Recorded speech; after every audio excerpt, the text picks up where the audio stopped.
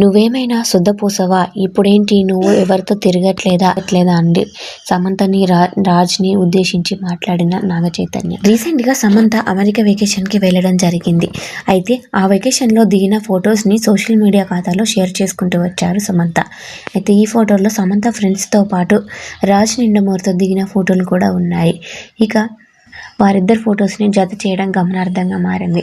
దీనిపై కొంతమంది అభిమానులు కంగ్రాట్స్ అంటూ కామెంట్లు కూడా చేస్తూ ఉన్నారు.